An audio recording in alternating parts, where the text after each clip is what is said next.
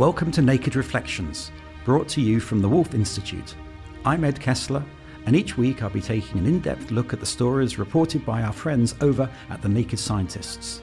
What does the latest scientific stuff mean for the rest of us? Stay with us and find out. Hello and welcome to this week's Naked Reflections. It's a common misapprehension that science provides clear and unchanging answers. But what it does provide is a clear and vigorous methodology to answer questions. Here's an extract from an article on the Naked Scientist website by Kate Arney. How do we know it's true? In its purest form, the scientific method is a kind of question and answer game. You come up with an idea or a hypothesis which asks a question: all people who carry gene X have disease Y. Then do the research to either prove or disprove your idea. You screen lots of people for gene X and see if they have the disease or not.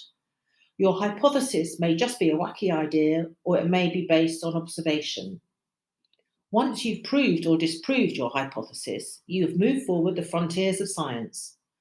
That's all well and good, but when it comes to interfaith relations and community engagement, the sort of thing we do at the Wolf Institute, outcomes are much more difficult to measure.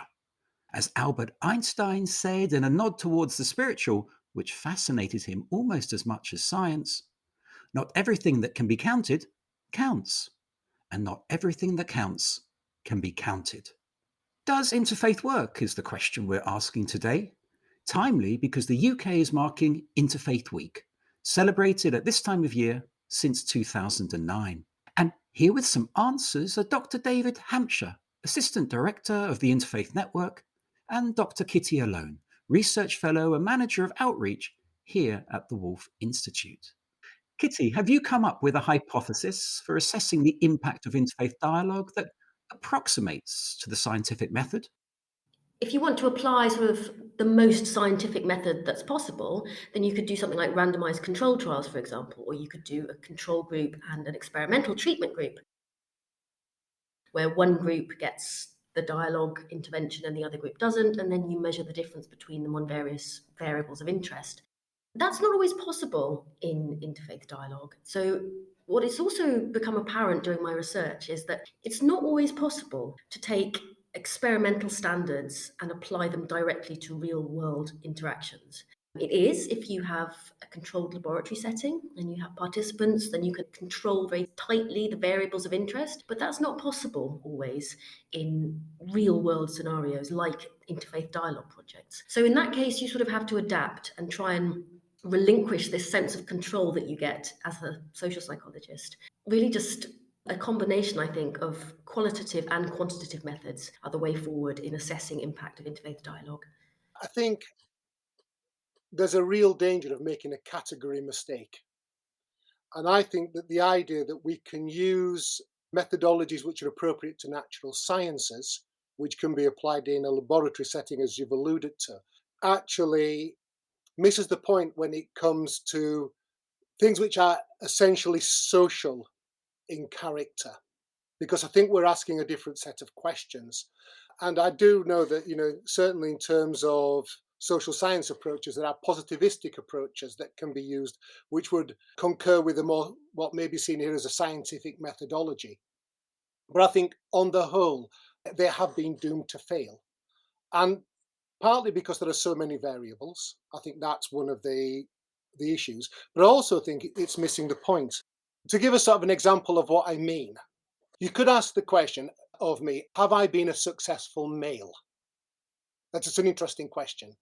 From a biological point of view, I have more than a fistful of children. So biologically, I've handed on my genetic inheritance to the next generation. And now they're sprouting their own children. So at least I've got 2 generations of my genotype going down. This biologically, as a male, this is a real sign of success. Am I a successful human being? Am I a successful husband? Am I a successful father? That's a very different sort of a question, because that's not something that's easily quantifiable. In order to be able to answer that question, we'd have to have a model to which we're working. And therefore, I think when we're looking at interfaith interventions, if we're looking at dialogue, I think we need to have a sort of teleological approach, asking the question, what was it aiming to do? Now, it might have done something different, which was even better. It might not have achieved what it was setting out to do. But I don't think what you can do is take away the intention of the dialogue and evaluate it. You have to be able to ask what the intention was. And it could be because, in fact, there's no such thing as interfaith. Interfaith, in a sense, describes a family of activities. It's not one single thing. And dialogue itself is not one single thing. It's much more complex than that, whether that's dialogue between religious leaders at one level or people out on the ground, in small communities on another level. They are different, not necessarily better or worse. They're just different. Well, you've sort of touched upon one of the major struggles that I had with the Measures of Success project, which was it immediately became apparent that there's no way you could have a one-size-fits-all approach to measuring success of interfaith dialogue for the reasons that you've mentioned. I mean, first of all, interfaith dialogue encompasses a very broad spectrum of activities, everything from, like you said, high-level diplomacy through to grassroots arts projects.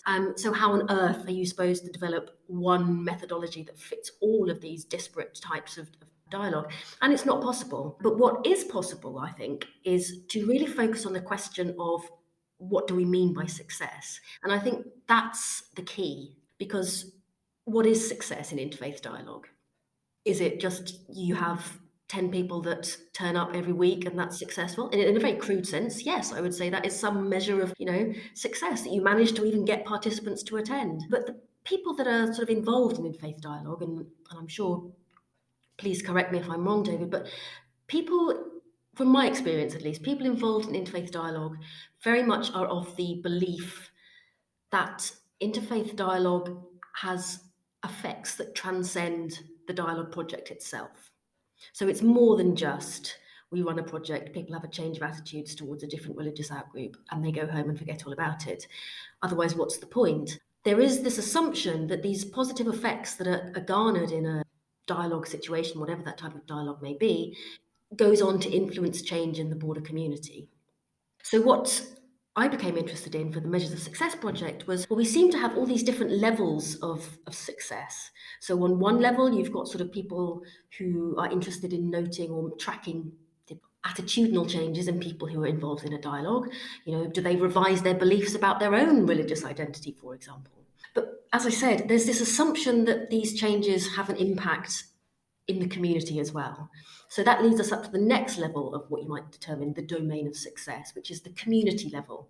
And here, this is where I think it gets quite interesting, because you've got to articulate the mechanisms by which positive changes in a dialogue transfer to the broader community. And that is not easy. And it's something that I think social psychology can answer quite well. It can articulate the mechanisms that underlie this process of transfer. What they are at the moment is very much an open question, and that's why it's exciting. This is why interfaith dialogue impact is really sort of a ripe area of research at the moment.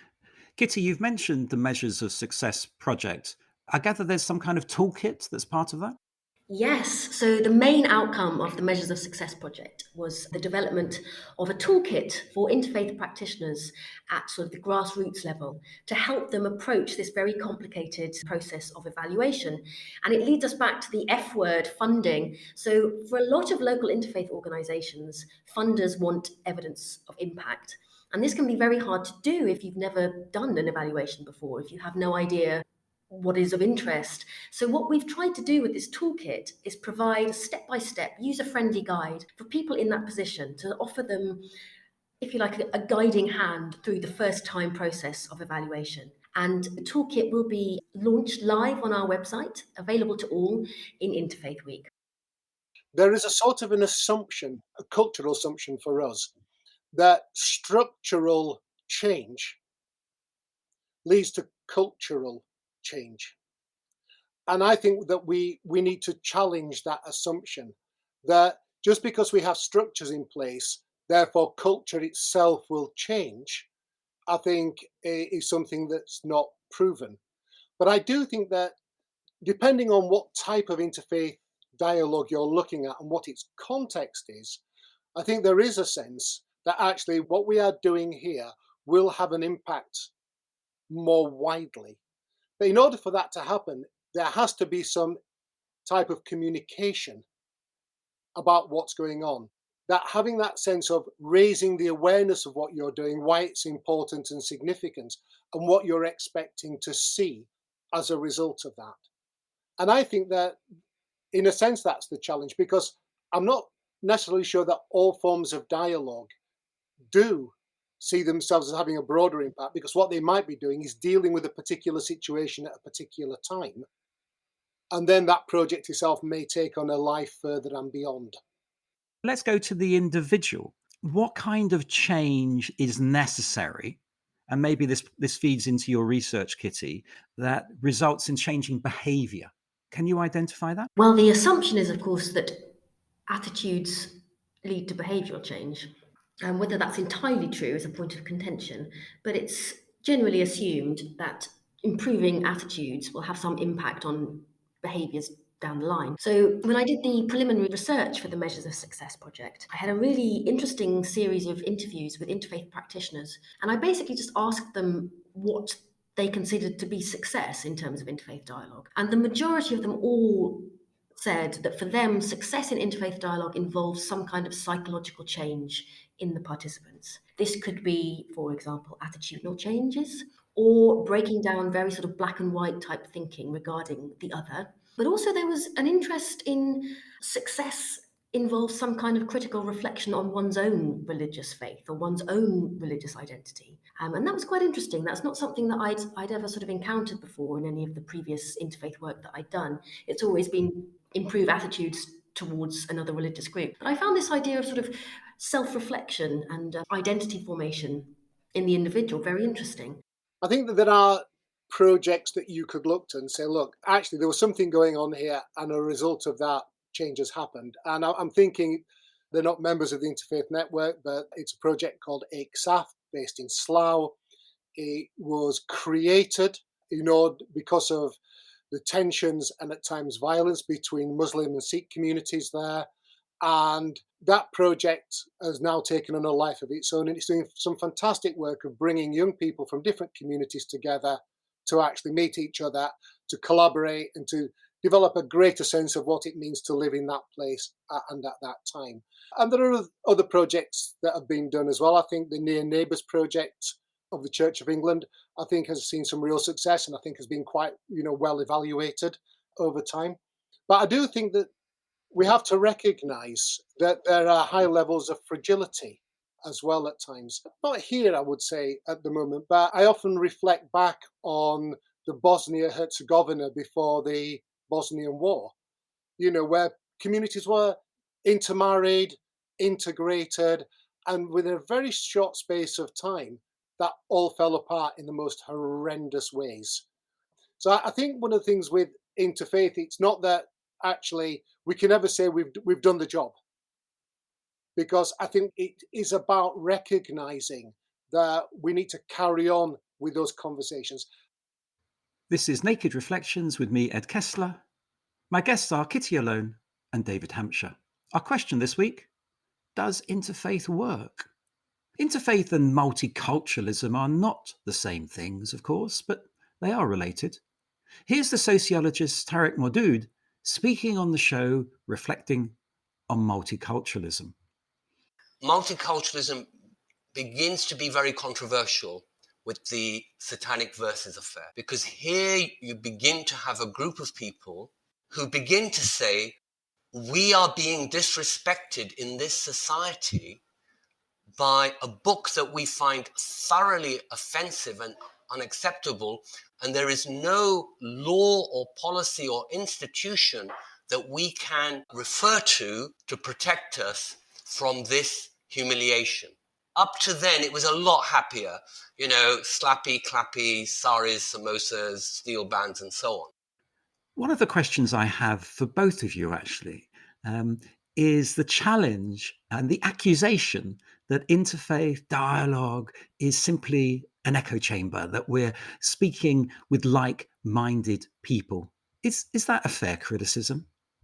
I think it can be, because in a sense, all dialogue is a sort of a coalition of the willing. But I do think that It is not simply that. And I do think that we have seen, particularly behind the scenes work, with groups that wouldn't necessarily talk to each other, they have been brought together in order to be able to talk. But what you need to do is you need to have a process where you build people's trust in each other so that actually, when you go into a dialogue, you feel that you are going to be listened to and respected. And you're ready to offer that to others. In our Let's Talk guide, one of the things that we did quite a lot of within the guide is how do you go about setting up a dialogue?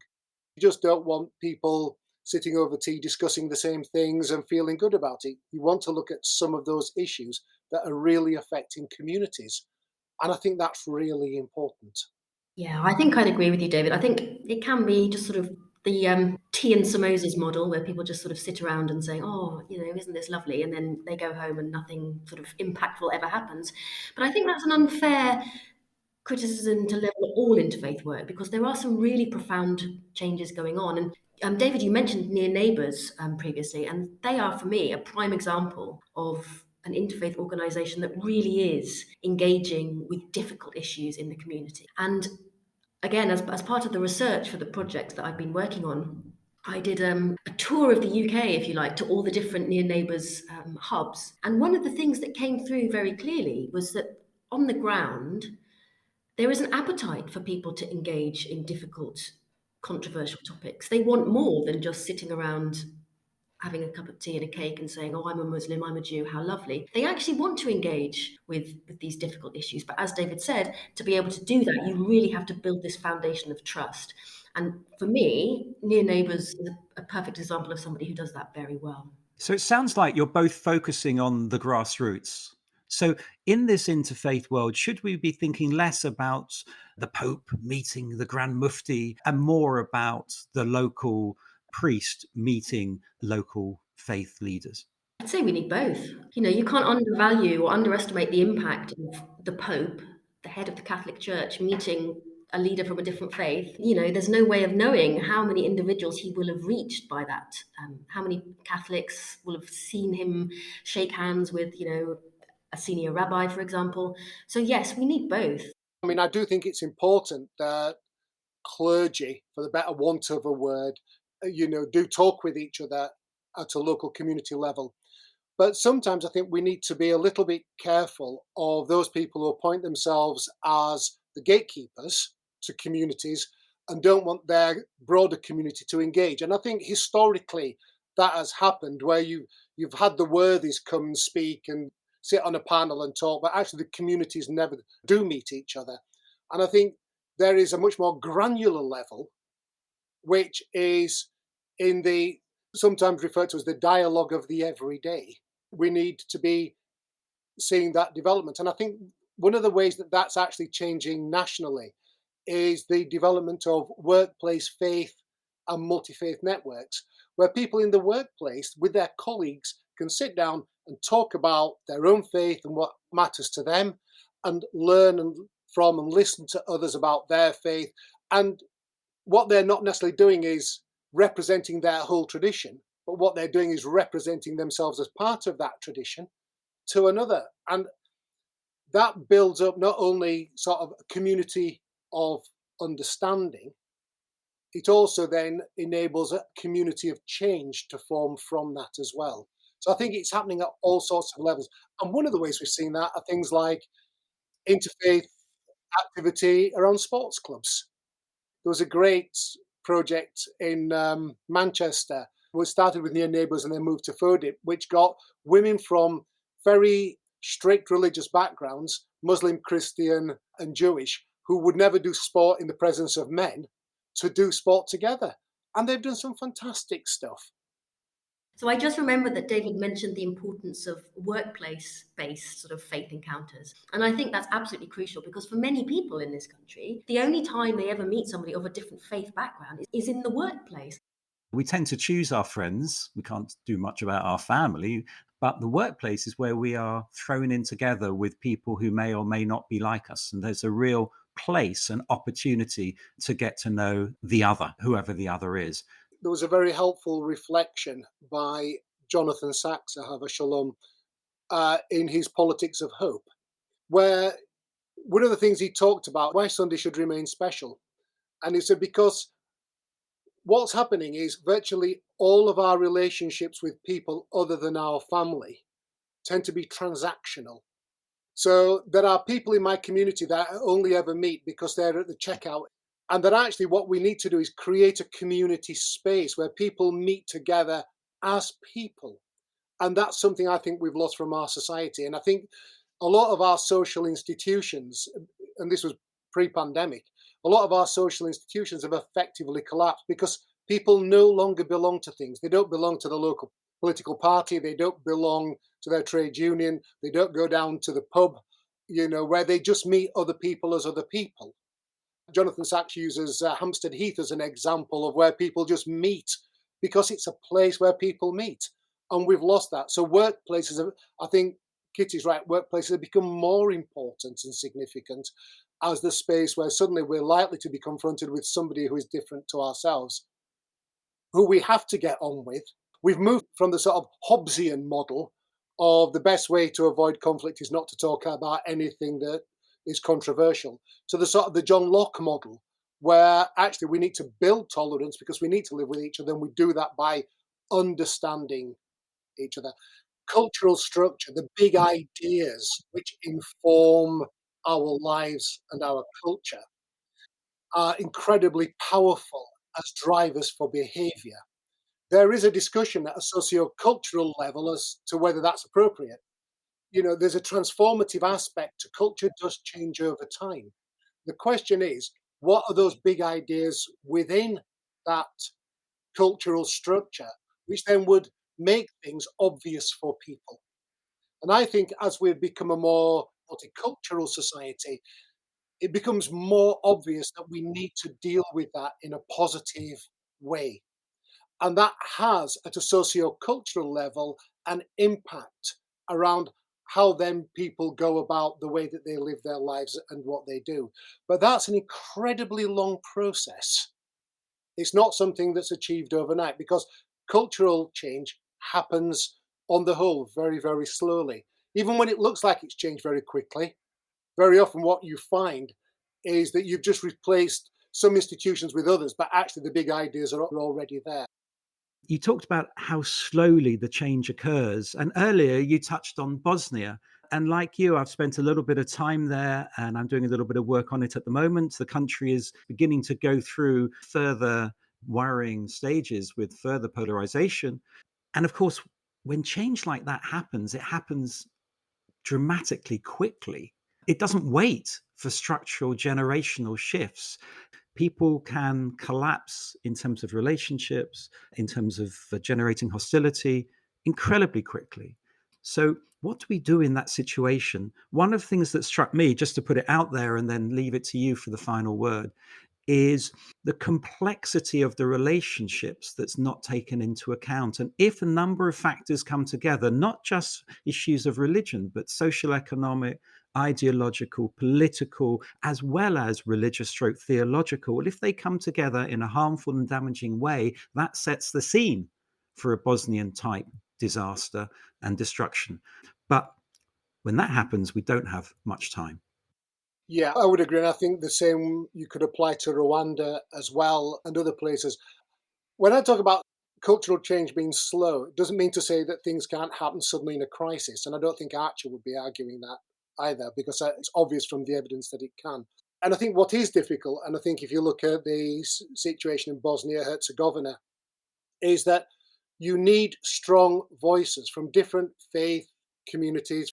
I think part of the problem that we misunderstand, just to go back a little bit, is that if you look at the Ottoman Empire, religious communities were seen as ethnic communities. So if I was an Orthodox Christian and I converted to Islam, I'd actually stop being a Serb. I'd now be a Turk. That's how it was viewed.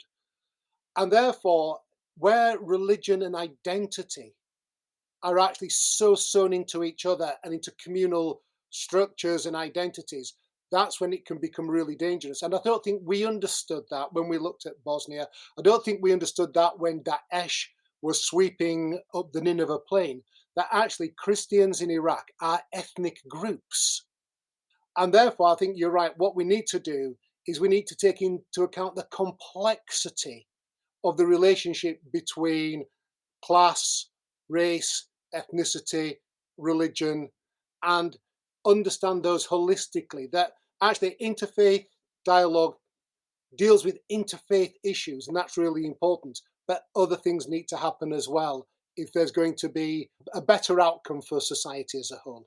Well, you've touched on the complexity of it all, and to be perfectly honest, this is something that I just sometimes find overwhelming. It's just so complicated. There are these ethnic considerations, religious considerations, cultural considerations, and of course they all intersect as well. I mean, brave is the person that tries to sort of distinguish what is a religious artifact and what is a cultural artifact. It's very hard to do, and in some cases it might not even be possible. So interfaith dialogue is admirable, I think, and should be applauded for these incredibly complicated tasks that it's taking on. And yes, people may sort of sniff at it from a secular viewpoint and sort of go, well, what's the point? Religion is pointless anyway. But actually, globally, that's not the case. So interfaith dialogue is important in a growingly religiously pluralistic world. I think it should be applauded for tackling these incredibly complicated issues. And it may not always work. The point is that it offers the best chance that we have, I think. There we must leave it. Thanks to my guests, Kitty Alone and David Hampshire, and thanks to you two for listening. If you enjoyed this podcast, why not look at our back catalogue of discussions? There's a diverse range of topics, and they're all available for your listening pleasure. You may also want to check out other podcasts from the Wolf Institute or from our friends at the Naked Scientists. I'll be back next week with more bracing discussion and some new guests.